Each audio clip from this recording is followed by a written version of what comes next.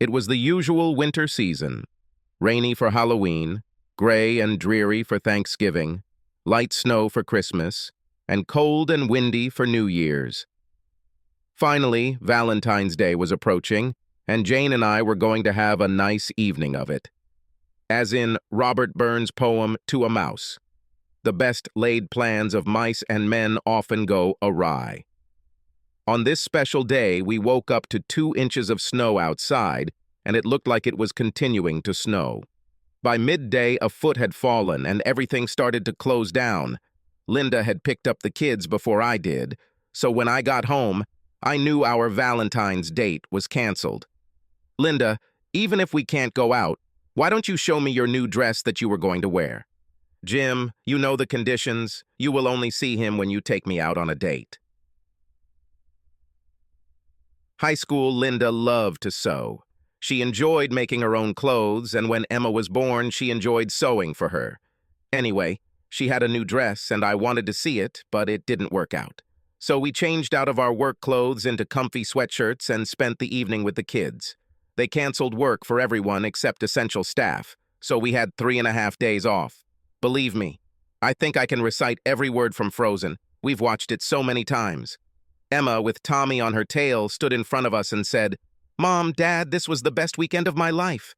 They both climbed onto our laps and hugged us. We hoped it would never end. The streets were cleared on Sunday, so we were back at work on Monday. The weather changed again, and the thaw began. But I was glad that February was leaving. On Monday evening, just as we were about to get comfortable, Linda's phone rang.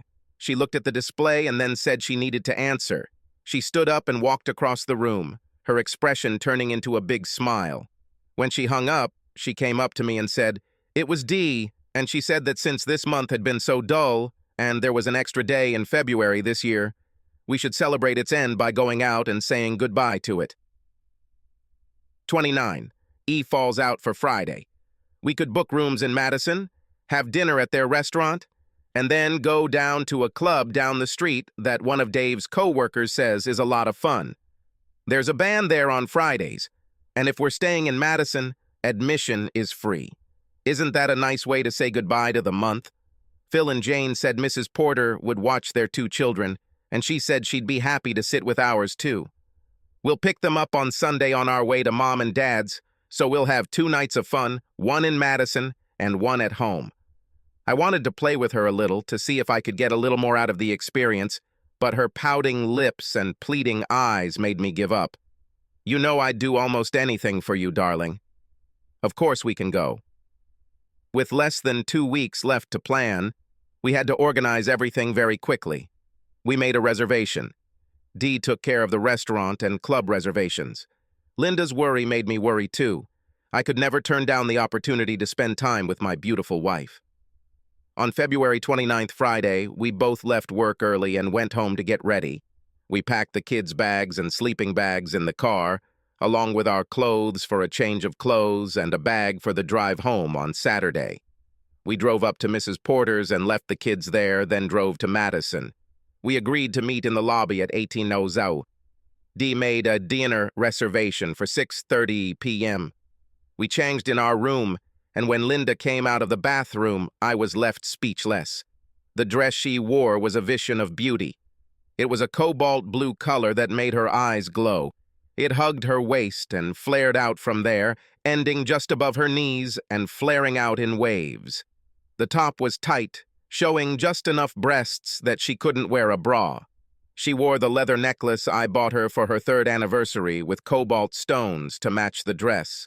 Her earrings followed the same theme, leather with a cobalt stone dangling from her earlobe. As she moved, the earrings moved almost in time with the waves of her dress.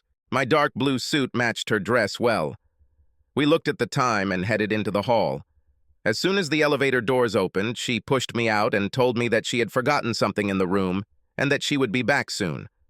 I walked over to where everyone else was standing, and we waited for her. The next time the doors opened, she walked out like she owned the place.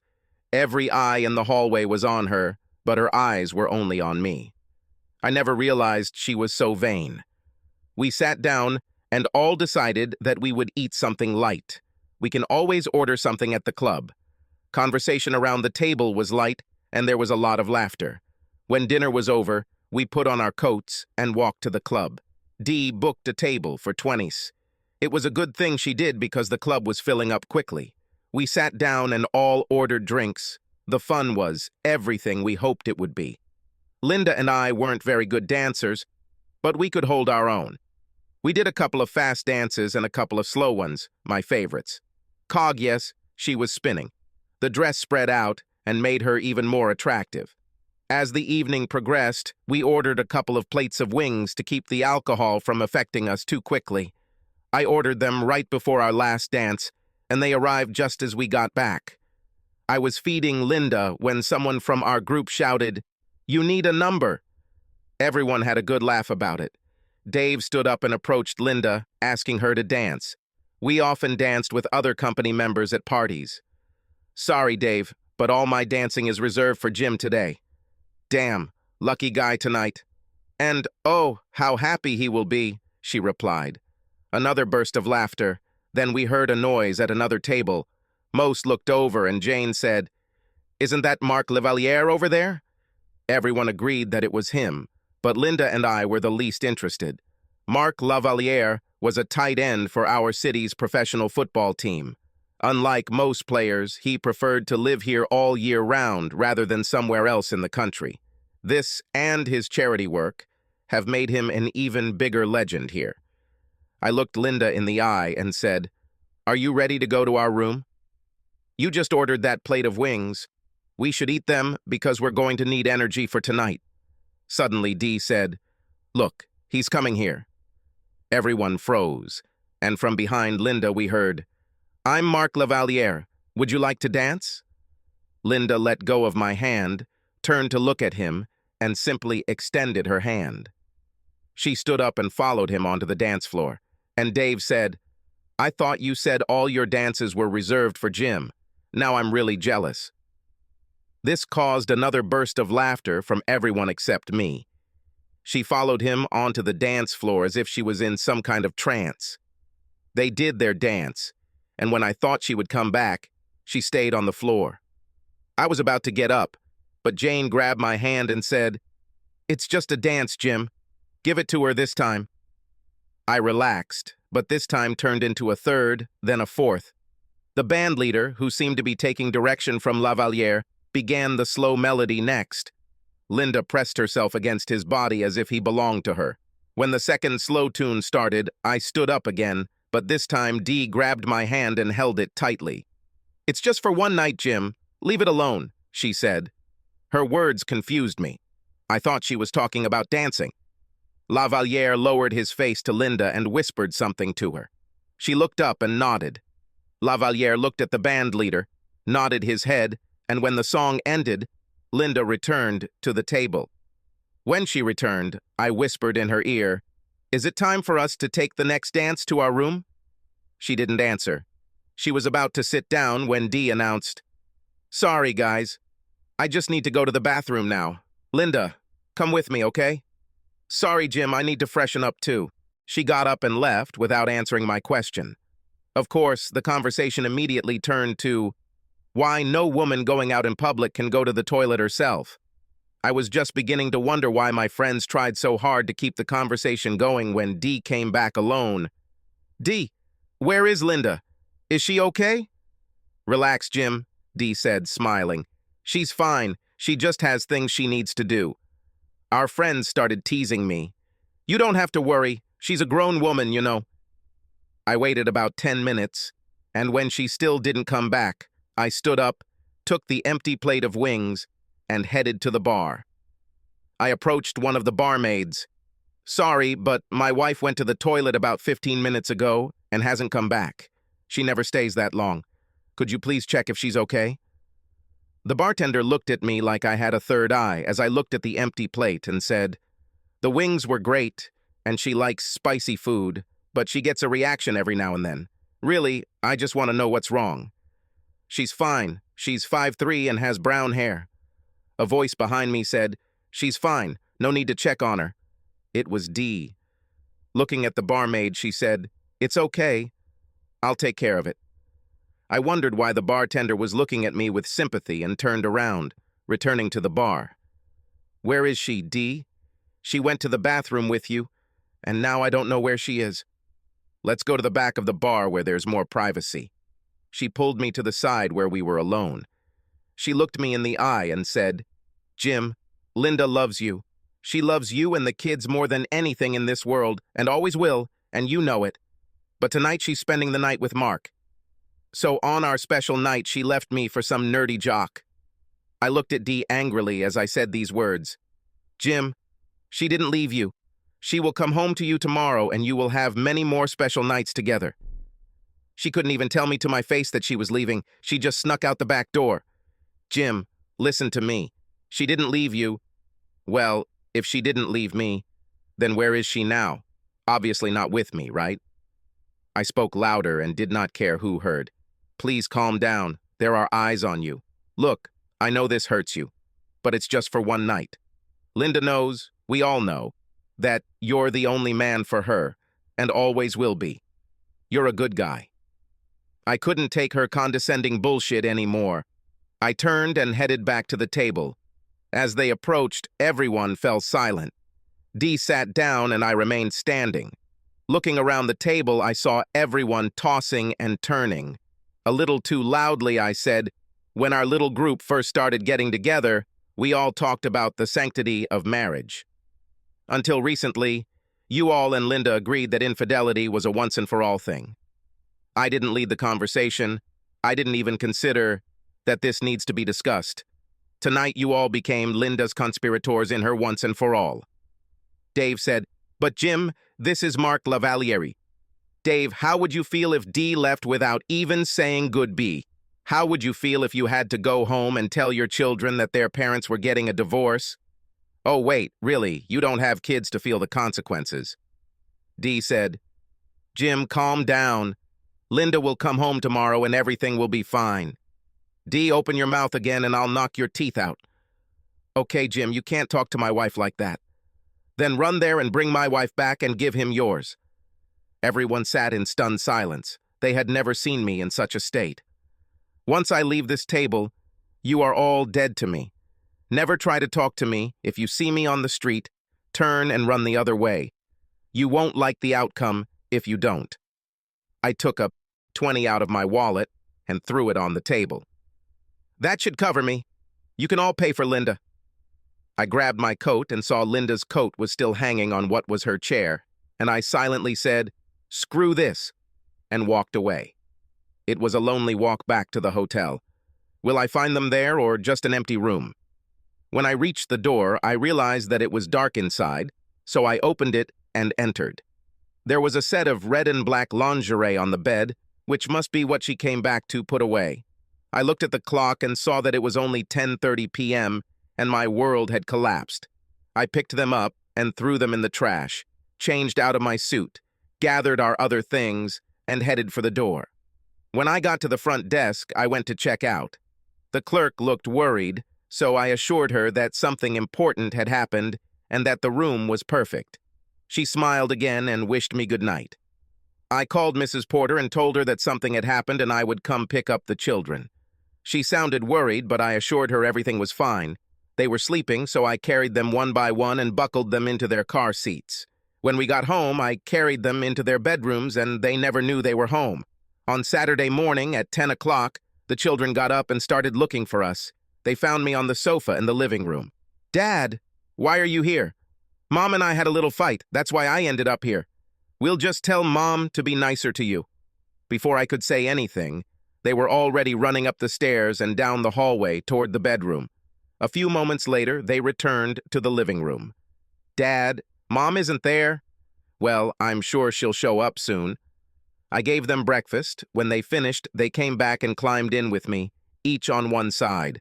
While they were eating, I knew what was coming next, so I already loaded Frozen into the DVR. I looked at my watch and saw that it was almost 1 p.m. when we heard a car pull up to the entrance.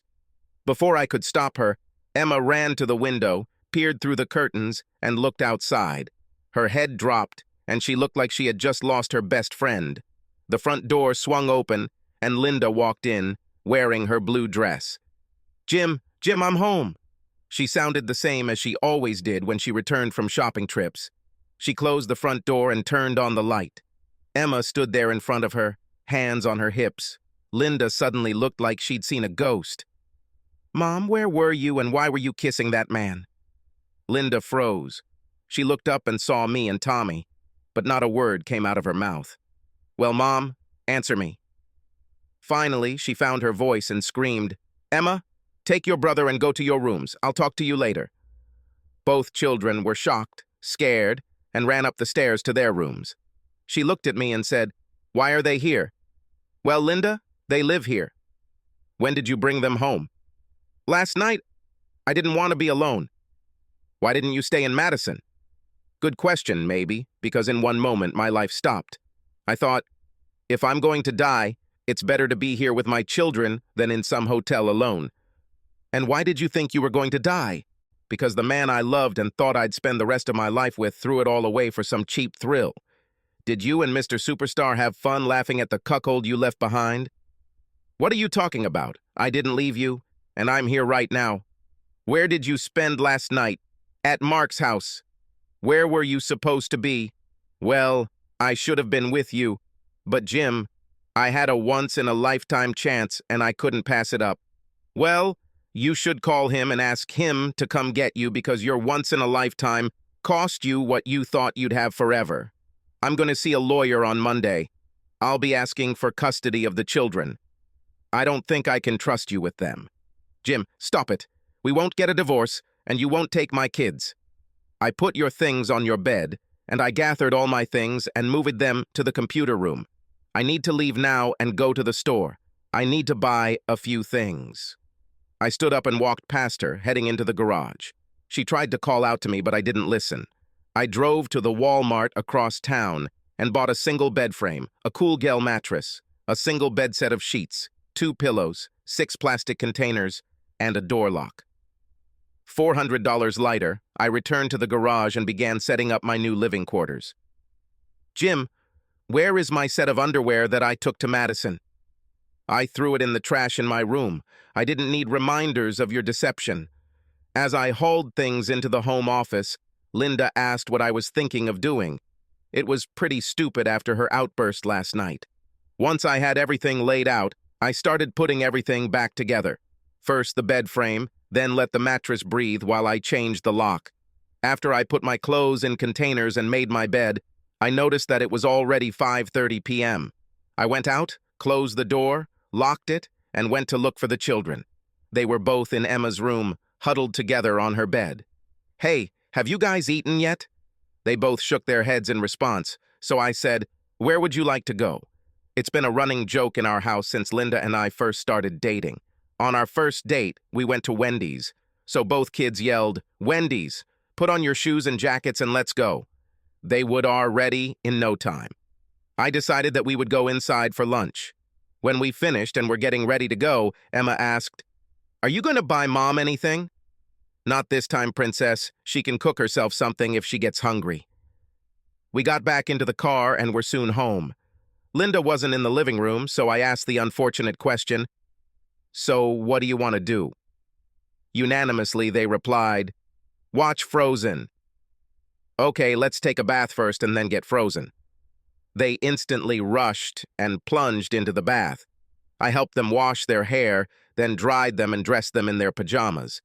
We wrapped ourselves in a blanket and started watching the movie. Both kids fell asleep about 3/4 of the way through the movie.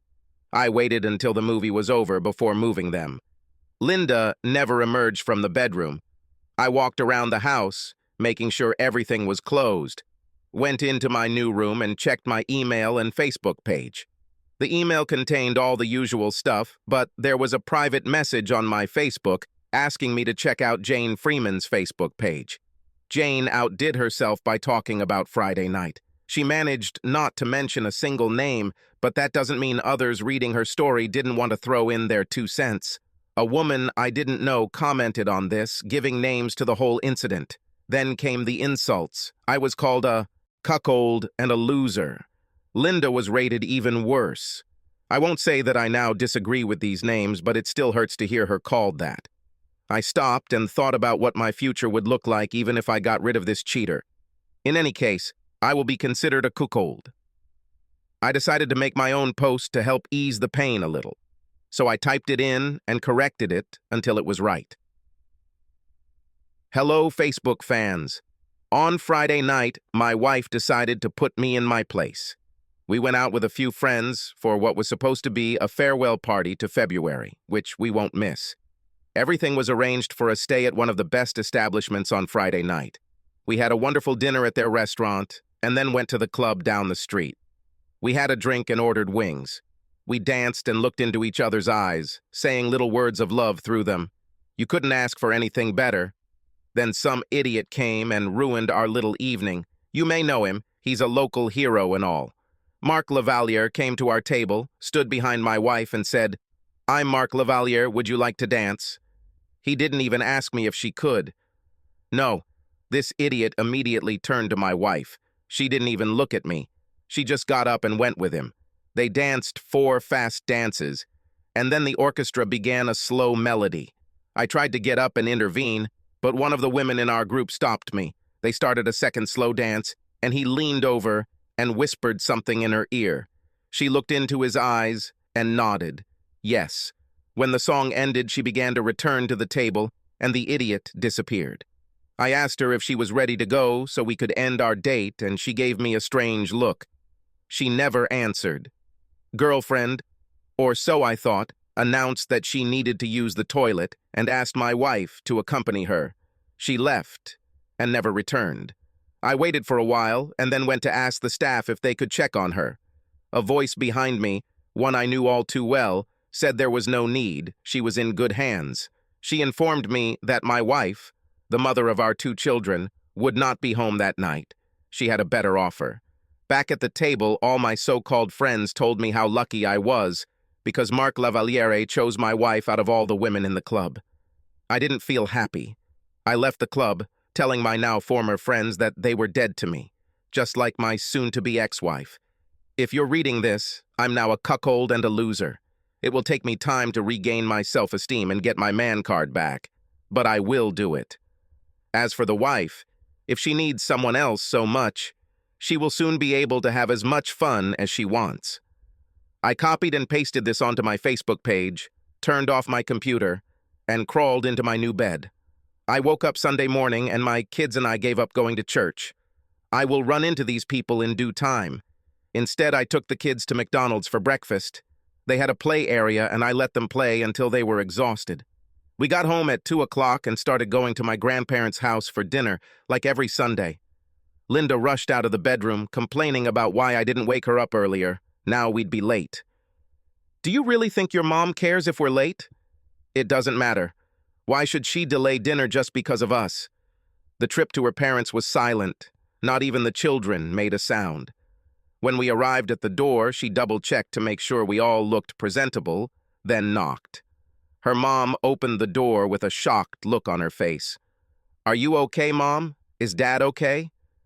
We didn't think you'd come today. Shouldn't you be with your boyfriend?" "Mom, I'm married. I don't have a boyfriend." "That's not what we heard. Who told you such nonsense?" "My friend Betty told me. She read it on Facebook." "Did she say who started all this nonsense?" "She read it on Jane Freeman's Facebook page. We still didn't believe it, so we read it ourselves. We went to your page, but there was nothing there." "I haven't gotten on the computer yet today." "Well then, we went to Jim's page and read his story, so we thought you wouldn't come. Who is he? A basketball player." Linda looked like a fish out of water and couldn't say a word. "Actually, Mom, he's a football player. He's still an idiot," I said. "Are you really going to divorce her?" I just nodded. Then suddenly Emma exclaimed, "And she made out with him in the driveway yesterday afternoon." Linda almost fell. Finally, she said, "Mom, we're going home. We need to talk." We turned around and returned to the car. In the car, she turned and asked Emma, "Why did you say that?" "You always tell me not to lie, Mom. You lied and it was wrong." Linda turned back and didn't say anything else during the ride. When we arrived home, she jumped out of the car and left me to take care of the children. Emma was sobbing, and I told her she had done nothing wrong. When we entered, Linda was nowhere to be seen. I suggested watching their film again, and that calmed them down. I fed them and put them in the bath, then settled down to watch Frozen again. When the movie ended, I put them to bed. As she was getting ready to go to her room, Linda came out of hers and asked if we could talk. I ignored her until this moment. So, what do you want to talk about? Can we sit in the living room to talk? Sure, why not? It won't change anything where we do it. We went into the living room. I sat on the couch, and she was about to sit next to me. So I stood up and moved to the chair. Jim, I'm still the same as yesterday. Why are you treating me like this? Tell me, Linda, if you're still the same as yesterday, that means you're a lying cheater who had no trouble making a fool of her husband for the whole town. Is this the same person you're talking about? Okay, I said it wrong. I meant Friday. Oh, the one who said she loved me and then left without a word to have fun with some asshole, that bitch? Listen, Jim, stop with the names and stop making something great look bad. Something wonderful? You mean walking away from me? Standing at the table, waiting for you to return from the toilet with your snake friend who saw nothing wrong with helping you sneak out the back door with the asshole? Jim, check your ego. It's not as bad as you make it out to be. Yes, I left with Mark and he made me feel good, but now I'm home and we need to move on. How about you answer a few questions I have? Okay, that's a good start. What do you want to know? First question, did he use condoms? Linda simply lowered her head to the floor. I'll take it as a no. Next question, did you enjoy that night? Oh God, yes. It was better than I've ever had in my life. She looked as if she was lost in a daydream again. Last question, why did you even come home? She looked at me as if I had two heads. I came back because I love you. And because I loved you, that's why I'm divorcing you. We've discussed this many times, just you and me and with the group. We all said that if there was ever cheating, it would be the end. You took your chance, and I finished. It's not fair, Jim. I wouldn't do this to you if you had the chance. That's what's nice about the way you did it, saying I wouldn't do that to you. We'll never know if I do the same to you now. You'll just put up with it to prove you're right. Never mind how bad you feel. You'll never know what it's like to have a whole room full of strangers watching some lady ask me to dance, keep me on the dance floor for half an hour, and then drag me out the back door while you sit there waiting to finish what was to be our special night. You'll never know what it's like to sit with two small children and wait for me to come home the next day. You'll never know, no matter how hard you try to keep the kids from looking out the window.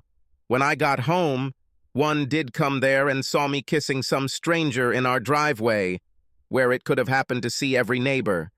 I guess you'll tell me you looked around before you did it, but that would mean you knew what you were doing was wrong if Emma saw you. Who's to say someone else didn't see you either? Judging by the sound of the engine and the way it took off, I'm sure it caught the attention of at least one of our neighbors. You see, Linda, you may get a pat on the back from them, but all I get is a chuckle behind my back. That's why, Linda, I will seek a divorce. I will ask for child custody, since this is not a no-fault divorce state. I will agree to extensive visitation rights, but you will not be allowed to keep them overnight if I find out that one of your future lovers is in the house. Why didn't you give me a chance to fight for you on Friday? I didn't want you to make a scene and get punched in the face so I could end up leaving with him anyway. Who are you to say that I'll get punched in the face? Come on, Jim. Look at you and him. He's twice your size. Sit here. I want you to see something. I stood up and went to my room and then came back with 2 sheets of paper and handed them to her. What is this supposed to be? Read the top of the first page. Okay, so these are Mark's stats. So what? Look at the second page. Okay, these are your stats from the gym. So what? How much does it say he can lift on the bench? Let's see. It says 250 pounds. How much do I have written? It says 245 pounds. So you think that just because this asshole can lift 5 pounds more than me, he will beat me in a fair fight? Yes, he may be a few inches taller than me, but again, that doesn't mean anything. Listen, Linda, you can't have it all. You chose to make me a fool. Your friend chose to make me the laughingstock of the world by bragging about it on Facebook. Now you can have what you want and do what you want whenever you want, just not here. Jim, I want to spend the rest of my life with you and the kids. You should have thought about this on Friday night. Look, I saw your face when I asked you to leave with me. You had already decided to go with him. The real question, Linda, have you ever thought about children?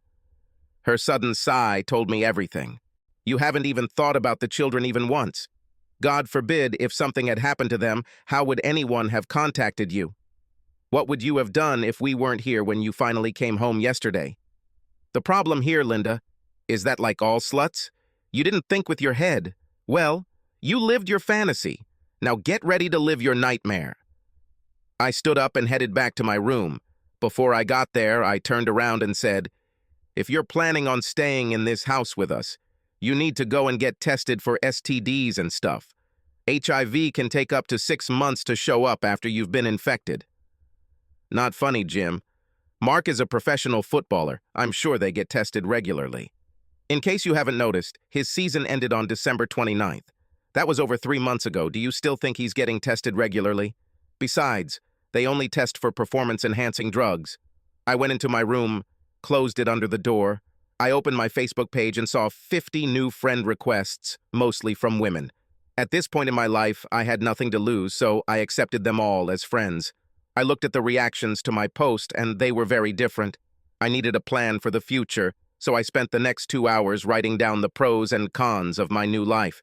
Linda and I had an active sex life, but my priority now had to be Emma and Tommy. Could I give up sex for them? Only time will tell. I had enough money that we could live without Linda's income. It would be tough, but we could manage. If I hadn't had children, I don't know what I would have done. I got up early. The bed wasn't as bad as I thought, but buying a thicker mattress made all the difference. We usually woke up the kids together, but if we got divorced and I was the only one taking care of them, I'd have to get used to doing everything myself. I woke up both children and got them ready. School for Emma and preschool for Tommy. They both stayed at school after school until one of us came to pick them up. They had a lot to do. Breakfast finished, I loaded them into my truck and hit the road. We never saw Linda. When I arrived at work, ridicule and jokes began. There was a soccer ball and a pack of condoms on my desk. I decided to put an end to this, so I took condoms and glued them to a piece of paper. I wrote underneath them, "They didn't use them," and posted it on the information board. I kept the soccer ball to piss off whoever paid for it. When I left my office for a break, the condoms were gone and no one looked me in the eyes. I went to my boss's office and asked if I could talk to her. "How can I help you, Jim?" "Ruth, I'd like to take the next 2 weeks off. I'll finish this week, but I have a lot to do." So bad. I guess you'd have to be in my shoes to get the whole point. But the idiot just walked up, ignoring everyone at the table except Linda. And when he asked her to dance, she didn't hesitate to let go of my hand and take his. She didn't say a word. To me, it was as if I didn't exist. When she returned to the table, I asked her to leave with me, and she slipped away to the toilet with one of the ladies at the table. That was the last I saw of her until she came into the house on Saturday afternoon. Emma, our eldest, ran to the window and watched her mother kiss some idiot on our porch. She has no remorse for what she did, and I don't want to live in the shadow of her one-time adventure. I hope that the divorcee will be started and some new order will be established by then. Jim, we've been discussing the idea of remote work for some of our employees. Essentially, you'll be doing the same thing you do here, just from home. You'll be able to take the kids to school and be with them when they get back. You'll need to come here once a week for a few hours, but they will be at school at that time. We can come up with something different this summer. Would you be interested in something like that? Ruth, you are a savior. If you weren't married, I would marry you in a heartbeat. Jim, you flatter me, but I think the 20 years I have on you and the fact that Bill wouldn't approve might cause problems. You're pretty up to date. So why don't you take the rest of the day off and do what you need to do and come back tomorrow, and we'll have your new laptop ready. Thank you, Ruth. You have no idea how grateful I am to you. I won't let you down. I returned to my office turned everything off and left. When I arrived home, Linda's car was there, but she wasn't there. I went into my room and turned on the computer to start researching the divorcee. I did a lot of research and found that I didn't even need a lawyer if everything was split equally. Custody of the children will be determined by a judge, but that won't happen soon. We may have to go through counseling, but that won't be a problem. I feel mentally well, and my change in job status will allow me to be a full-time carer. Everything I read said not to move out of the house, as it could come back to haunt you later. I started acting online and decided to let the tokens fall as they fall. The next big problem was money. I went to the bank and took a third of the funds from the account and opened a new one in my name only. Since Linda wasn't there, I couldn't open an account in just her name, but I could open a second one in both of our names. After the accounts were opened, I removed my name from the original one. When I got home again, her car was still in the garage, but I didn't see her anywhere. I still had things to do, so I wasn't paying attention to where she might be or what she might be doing. I looked at the time and went out to my truck to pick up the kids. As the garage door began to open, I saw a shiny sports car pull into the yard. Linda saw my face and I could see her say, "Oh no, you never know how angry you might get until the snake decides to bite a second time." Linda started getting out of the car just as I reached the end of the garage, and neither of them saw me pick up the two hammers. The first one flew straight into the windshield of his car. The second, I smashed his headlights and headed for the driver's door. The fiberglass sides didn't hold up well when I hit the door. Linda had not yet fully excited when he abruptly put the car into reverse to pull out of the driveway. The door hit her, knocking her off her feet, and he almost ran over her. Once he was outside, he suddenly shifted into forward gear to drive away, but not before a second hammer hit the back of the car. He finally took control of the car and sped around the corner. I looked at Linda lying on the ground and realized that her leg was broken. I went out, picked up my hammer, came back and picked up a second one, put them away. He picked her up and put her in his truck. While I was taking her to the hospital, I called her mother and asked her to pick up the children. "What happened, Jim?" "Well, Mom," and I told her the story. "Looks like she has a broken leg and who knows what else. If you and Dad can get the kids, I'll get them as soon as I can. Do you want us to come to the hospital?" "Not yet. If I have to leave her, I'll call and let you know. If the police show up, then who knows. I love you, no matter what happens." "We love you too, Jim." At the hospital, Linda was still in shock, so I was the only one who could yell. They looked at me suspiciously, as if I had done it, so I decided not to hide it and told them how it all happened. They considered it a crime anyway, and wanted to report it to the police. After they took my testimony, they hesitated about what to do. The bastard wasn't here to file a complaint against me, and if they had filed a complaint, the big hero would have gotten in trouble for committing a hit and run, so they left it alone for now. I gave the hospital my insurance card, and it was essentially reported as a domestic incident. They wanted to keep her overnight in case she had a concussion and gave me a dirty look when I told them they could keep her forever. I went to Linda's parents to pick up my children. I told them which room she was in and then took the kids to McDonald's for dinner. After I put the kids to bed, I went back to Facebook to document my path to loneliness. I wrote, "If it wasn't enough for the big football hero, today he decided to take the plunge again. I really don't know how much more I can take before I lose control. Some might say that I threatened him, but all I said was that I couldn't take it anymore. This was not a threat, but a statement. Looks like I'll have to fight a war on his territory or he'll never learn his lesson." I woke up the kids on Tuesday, and when they asked when Mom would be home, I told them I wasn't sure, but probably soon. When I called to check on her condition, they said it wouldn't be until Wednesday around noon before she could come out. When I returned home with the children, Linda's parents were waiting for us. I invited them inside and the children went to their rooms to change. "Jim, she looks bad. What are you going to do?" "Mom, my boss has changed my work status. I will start working remotely in 3 weeks. I have the next 2 weeks of vacation. I have been researching divorce laws in our state and feel that I can get custody of the children if I give her extensive rights to meetings. I moved all my stuff into a home office and she can stay as long as she wants. but there will be rules for both of us. If she breaks a rule, she will be kicked out. Her little stunt yesterday will no longer be tolerated. I have divided all our money into 3 parts. She will have her own account and be expected to contribute to the family fund while she lives here. I can't think of anything else. I'm being fair to her, much more than I should be. We agree, son. For what it's worth, she said nothing happened between them yesterday. If you want to believe her, that's fine.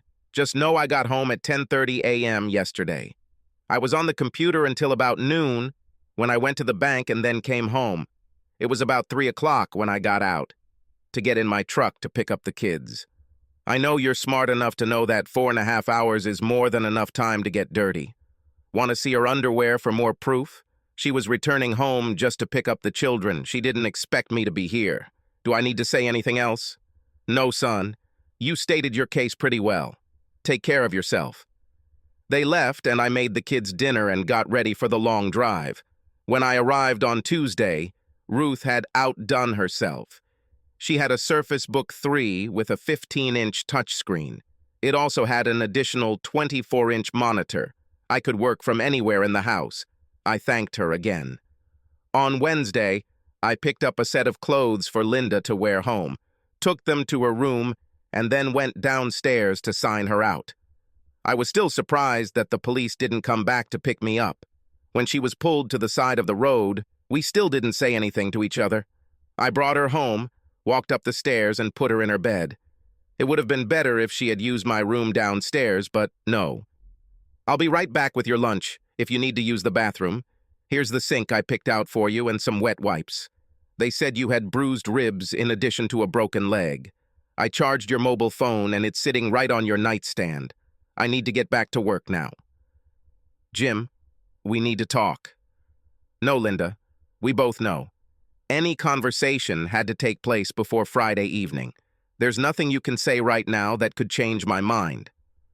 Jim, nothing happened on Monday. It was like nothing happened on Friday night. Do you want me to send your underwear to the laboratory so that they can confirm their assumptions? Look, Jim, it was just a mistake. He called and said he wanted to talk about Friday. The situation simply got out of control and will never happen again. You haven't realized yet that I don't care anymore. You said Friday has passed and now it's Monday. What will happen next time? Then why did you react so strongly? You just don't understand. First, you disrespected me on Friday night. Then you disrespected your family by allowing him to take you home and kiss you in front of your daughter and everyone else. Then on Monday, you went out with him again. You could have just told him no over the phone. Right now, if he said jump, you would do it. The funny thing is that instead of protecting you, he ran away, almost running over you. How long do you think you would have been lying in the driveway if I hadn't taken you to the hospital? Linda, I don't have anything left in the tank for you. I'll take you back to whatever the new normal will be someday. If you plan to stay here, you'll have to keep paying your share. But if you don't want to pay, then we can either move you back to your parents or anywhere else you want. I went down and made her soup, a sandwich, and a glass of tea. I brought it to her, held it up, and opened the curtains to let some light into the room. Linda, I have to tell you, I asked you to get an STD test while you were there. The results will be sent here in a little more than a week. Until we get the results, I don't want you to kiss any children. I'll tell the kids it's because of your ribs. I turned around and went to leave. I heard her sobs as I closed the door. When I left, I knew that Mr. Mark Lavaliere would have to pay one way or another. When I went to get the kids, I told them that Mommy was home, but they needed to refrain from jumping on her until her ribs healed. When I got home, I took them to her place and saw that she was using the chamber pot. So while they were talking, I put it away. I returned the tray of food to the kitchen and poured her some fresh tea and a bottle of water. I told the kids to call me when they were ready for snacks and left the room. Back in my room, I opened my Facebook page. I had a private message from a guy I became friends with a couple days ago that said, "He did the same to me. If you are planning to do something, can I help?" I answered, "I'll keep you in mind." Sitting there, I went over everything that had happened. The main thing I found out was how easily the orchestra conductor adjusted to the fact that the asshole needed to carry out his little seduction. Was Chez Pierre his hunting ground? If so, how often did he use it? I sent another question to my new friend on Facebook. If you don't mind, can I ask how he did the same to you? I left the question fairly vague in case it was just someone looking to feel part of a group. He answered faster than I expected. I was with my wife and a couple of friends. It was the Friday after New Year's. My wife looks good, but not stunning. However, that night she was one of the best there. She went to dance with him and never returned to the table. He returned home on Saturday afternoon. As they left the club, the rest of our group told me how lucky I was that he chose my wife. Life at home has not been very good since then. I asked, "May I ask where this happened?" "Chez Pierre," he replied. I replied, "If I think of something, I will contact you." So there seemed to be a pattern and a hunting ground. I decided to check it out again this Friday. I looked at my watch and realized it was time to start cooking dinner. I went upstairs and found both children sleeping on either side of her. It was very painful to think about what she did to our family. The rest of the week was just a repeat of the previous day.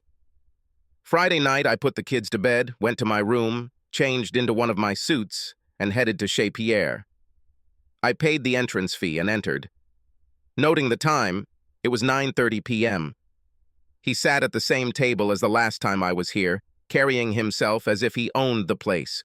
When the orchestra came out to play, he stood up, crossed the room with everyone watching, and approached a beautiful lady, repeating the same trick as that night. He took her to the dance floor, and it was as if everyone else had just made way for them. I watched the orchestra conductor, and just as I thought when the bastard nodded his head, the next two songs were slow. There was a whisper in her ear, a nod to the orchestra conductor, and as they left, there was a dance floor when the music ended. From where I was sitting, I could see them both. He grabbed his coat and went out the back door. She grabbed her purse and headed to the toilet, never to return. I stood up, threw a 20 on the counter, and left. The weekend went well for me and the kids. We watched a lot and yes, you guessed it, Frozen. I checked on Linda every 4 hours or so, without saying more than was necessary. I heard her phone ringing from time to time, but it was no longer a concern until Dee showed up on the doorstep on Sunday afternoon. "What do you want?" "Jim, this is no way to talk to a friend. I came to see Linda." "Well, we have two problems. First, I told you I don't want to see you anymore or I might hurt you. Second, Linda still can't move and I won't let you in. So get back under that dirt you crawled out from before I threw you off my property." "Jim, you'll have to forgive us sooner or later before this hatred consumes you. You know, I never had these problems until you decided to destroy my marriage. So get out of my territory." And I slammed the door in her face. I immediately went up to Linda's room and said, "I don't care if you want to remain friends with these traitors, but if you invite them here again, it must be to help you pack your things." Linda looked at me and said, "But Jim, I'm lonely. I need someone grown up to talk to." "Then call your mom and dad and have them come and move you in. If they want to let these people into their home, that's their choice." "Jim, why are you acting like this?" "Linda, have you ever wondered what the statue of the goddess of justice symbolizes?" "Honestly, no." "Well, you should. Maybe then you'd understand." "Why don't you just tell me, Mr. Arrogant?" "Okay, listen carefully. First, she has a blindfold on her eyes, which symbolizes that everyone is treated equally before the law, regardless of your status. Next, we will go down to the statue. There you will find a snake under a book under her foot, which indicates that justice will be applied to evil, as stated in the Constitution, the book on which it stands. Next is her sword in her left hand, which symbolizes punishment. It can be swift and final by law. The last stop is the scales of evidence. Evidence must be weighed and balanced based on its merits. Linda, you and the asshole have tipped the scales. Bye, they won't be balanced. We won't be able to continue.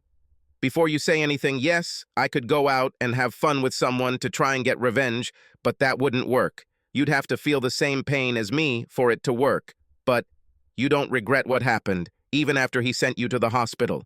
It was your fault, Jim. If you hadn't threatened him with the hammer, this never would have happened. And if he had been courageous enough, this wouldn't have happened. Linda, all this nonsense is your fault and his. Deal with it.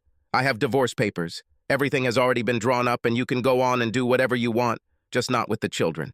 You want to keep this bunch of cheap, shitty friends, okay? Not here. The day will come when you realize what you have done, but you will find that it is already too late. Tell your friends never to come to my house again. On Wednesday, she was at home for a week. A letter arrived from the hospital saying she had gonorrhea. When I gave her the letter, she almost fainted. I called the doctor to find out what she needed to do for treatment. She will have to take a single dose of 250 milliliters of ceftriaxone intramuscularly and 1 g of azithromycin orally. They said I could pick it up at the hospital pharmacy because she had a broken leg. I loved all the points this asshole scored. I messaged my new friend on Facebook and told him they should go and get tested. He responded thanking me. Now I was more determined to get revenge on this asshole.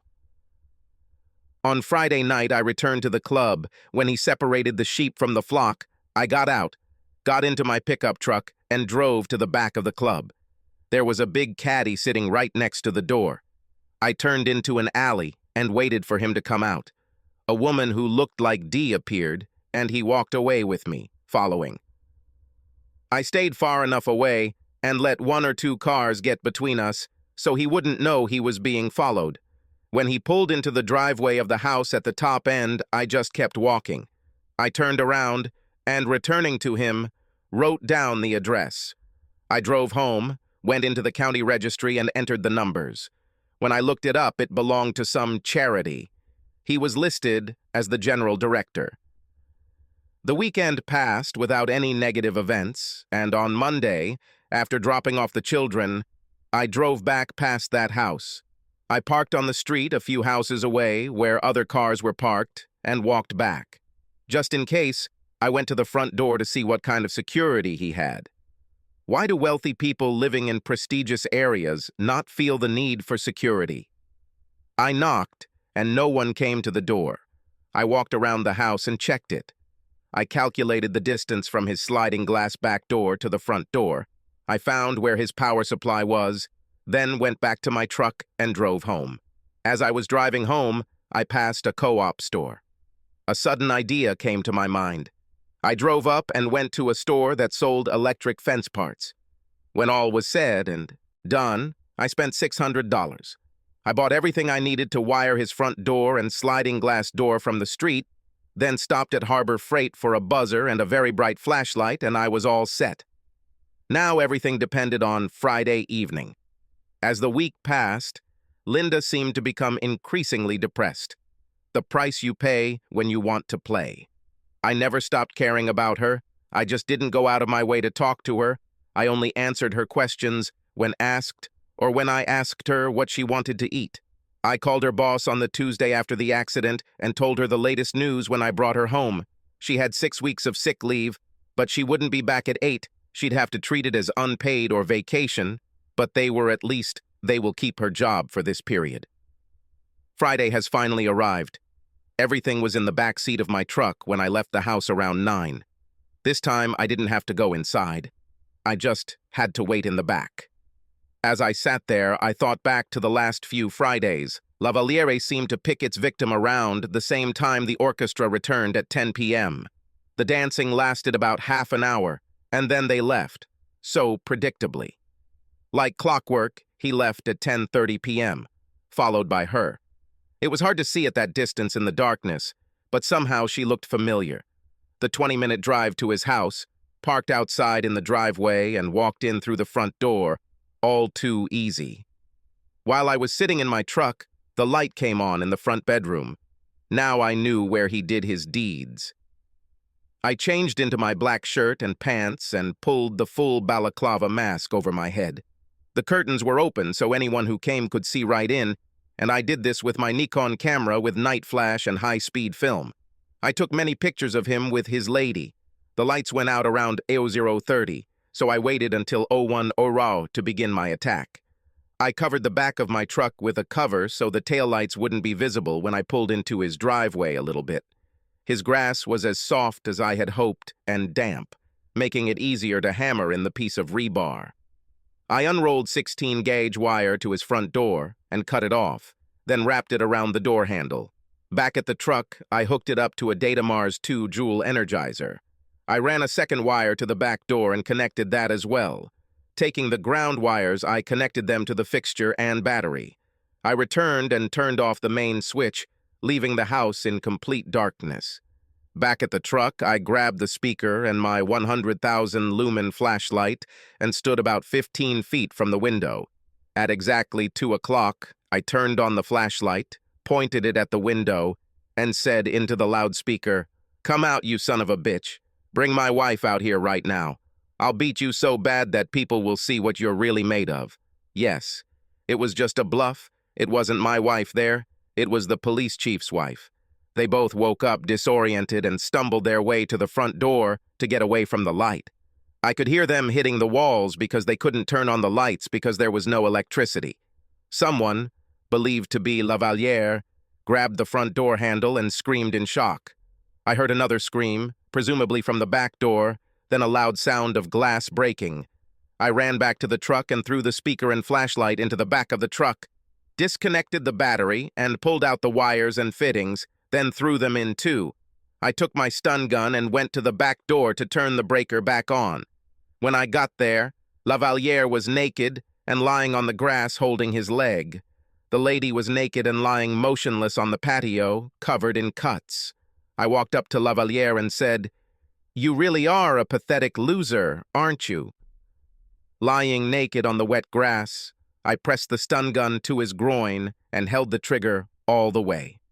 After loading all my belongings into the truck, I drove home, but not without calling 911 from a burner phone to report a disturbance at the home of Marc Lavaliere, a local hero. The news Saturday morning was full of reports of an incident at Marc Lavaliere's home.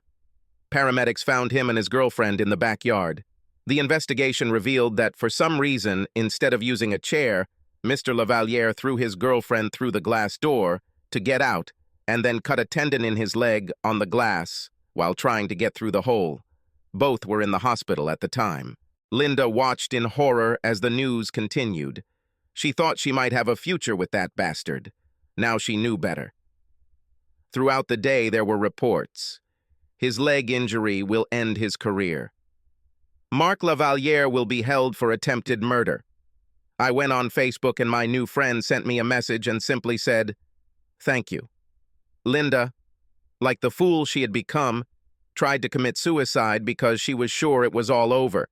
Her big problem was that she forgot that we were home too. I called 911 and they arrived in time to save her. She spent the next 5 weeks in a mental hospital. She lost her job, and when she was discharged, she moved back in with her parents. Our state had no action on a family bond claim. So a local attorney decided to file a class-action lawsuit against Marc Lavaliere and his charity for mistreating someone's wife. Yes, I know. Such an action does not exist. Until now. More than 200 men joined him. No, I didn't do that. I didn't need anyone to ask me questions. When it came to the judge, he awarded each side $100,000 plus attorney fees. Marc Lavaliere's charity goes bankrupt. All of his personal belongings were sold, leaving him with about $10,000 from all his work. Since he could no longer play football, he packed up what little he had left and rode a Greyhound bus back to his hometown and his parents' basement. I got custody of the children, so when the divorce was finalized, the only time I saw Linda was when I dropped off the children or picked them up. My life away from home only happened this weekend. I wasn't looking for a replacement, so I had a constant series of casual connections. It seems Linda went out a few times with the same group, but when 2 men started trying to date her alone, it led to 3 more divorces. Linda's parents told her, "If you're going to act like this, find somewhere else to live." With the low-paying job she had, it was better to give up than to move. One of the divorces was between Dee and Dave after Dee gave him gonorrhea. Looking back over the past year, My biggest regret was that I didn't act faster that night. I should have just grabbed her hand and told him no. I should have pushed Dee and Jane's hands away and taken her off the dance floor. I should have looked for her that night and set his house on fire, burned it down then. But what I got was the pleasure of ruining his life in the end. I think about Linda all the time, but until she realizes what she did wrong, we will just be two ships going in different directions. As for next Valentine's Day, I think I'll just stay home with the kids and watch Frozen and now Frozen 2. Subscribe to our channel so that your second chaff doesn't cheat on you, and go ahead and listen to the next story, because this story is nothing compared to the next one. If you're under 18, don't even think about listening to the next one.